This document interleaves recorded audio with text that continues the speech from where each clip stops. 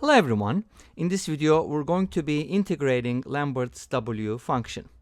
So we've done quite a few videos on Lambert's W function where we solved equations and stuff like that, but this is going to be a little different because we don't have an explicit expression for Lambert's W function. All we know is that it's the inverse of x e to the x. So we'll talk about a couple of the properties here and then we'll get into the integration. So how do you define Lambert's W function? Like I said earlier, if you have a function like x e to the x, it could be defined as the inverse of this function under certain conditions, of course. In order to have an inverse or unique inverse, it has to, be on a certain interval. But anyways, Lambert's W function, which you could also call just W, takes x e to the x as an input and gives you x as the output, okay? That's basically what it does. So that's one of the properties that is very helpful when it comes to solving equations or, integrating or whatever. Another property that I would like to come up with is the following. Let t e to the t equals x. And now from here, I'm going to w both sides. W t e to the t is wx, because this is basically well defined, right? You can always do this. And then w, the Lambert's W of t e to the t by definition is just t, and then this gives us that t can be written as Lambert's W function. So going back to this, basically, this expression, this equation right here, we can go ahead and replace t with wx, and wx e to the wx is just going to be x. So two of the properties that we are going to be using today while integrating Lambert's W function. Okay? But in order to be able to integrate this function, first we need its derivative, which is kind of interesting, right? So let's go ahead and do the following. Start with this.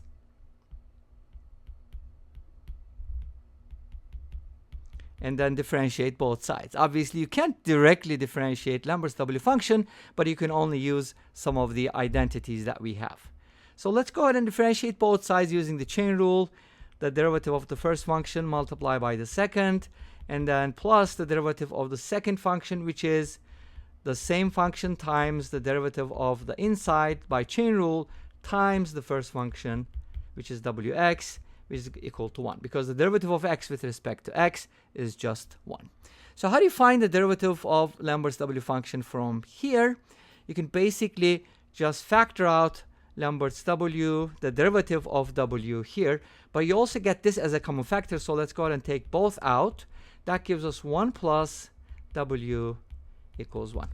Now from here you can basically divide both sides by this, and that's going to give you the derivative of Lambert's W function. So we're kind of doing two problems in one, because in order to be able to integrate, I do need the derivative. Okay?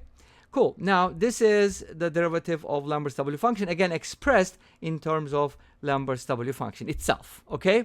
Kind of like the derivative of e to the x is e to the x, so it's kind of similar.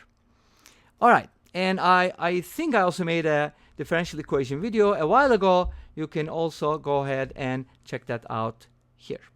Anyways, let's get to integration. So we have the integral of Lambert's W function dx. In order to be able to integrate, I'm going to use integration by parts. And integration by parts works as follows. If you have u dv, you integrate it, you get uv minus v du. That's basically integration by parts, or you can call that IBP, right? So I'm going to call this u, and I'm going to call this dv. So if u is equal to wx, then u prime, or du, is just going to be the derivative of Lambert's W times dx. It's as simple as that, right? You just differentiate. What if dv is equal to dx? Then from here you get v equals x. And now what you need to do is multiply uv and v do, u do, v do, and then subtract this. So this is what it's going to look like. From here, uv is going to be xwx minus, this part must be under the integral sign, v du, which is x times Lambert's W, the derivative of Lambert's W dx. So inside the integral, we have x times the derivative of Lambert's W. Is this an improvement? It kind of looks more complicated than W, but guess what?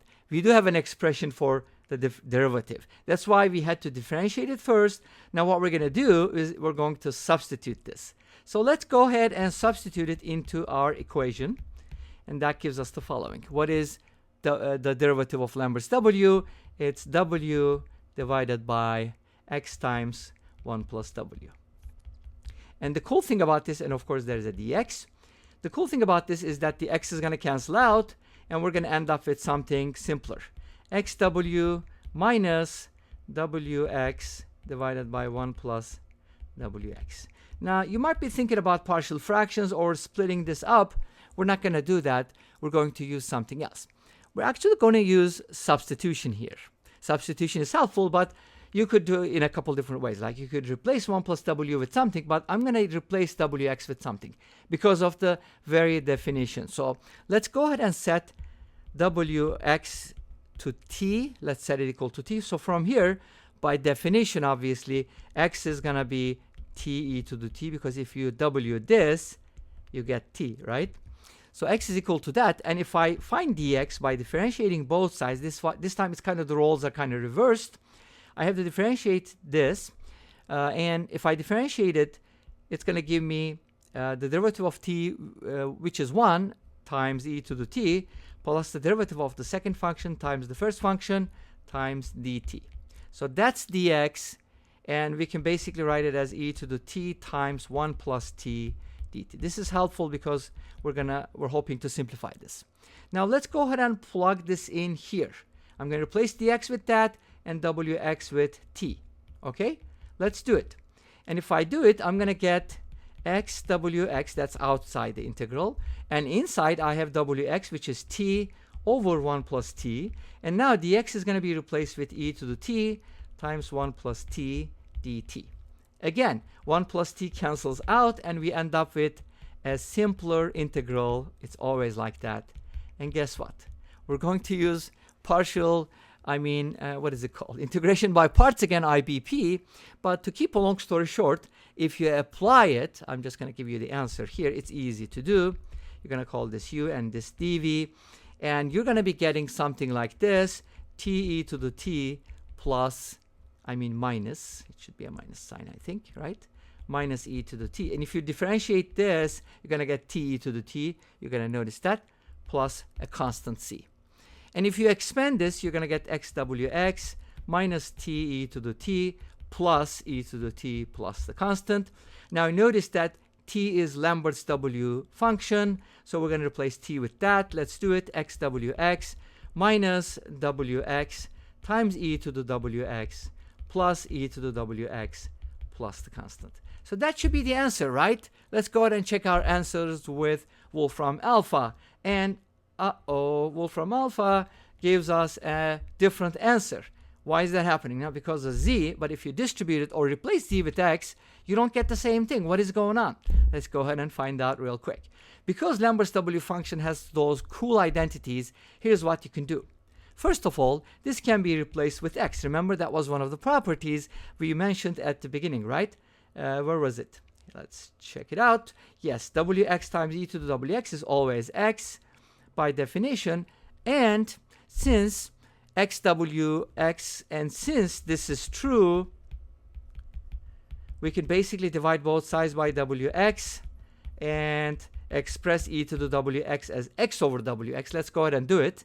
So we get xwx minus x plus replace e to the power wx with x over wx. And guess what?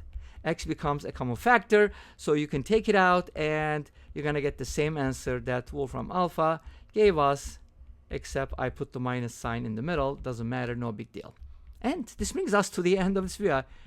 Well, I hope you enjoyed it. Please let me know. Don't forget to comment, like, and subscribe. I'll see you next time with another video. Until then, be safe, take care, and bye-bye.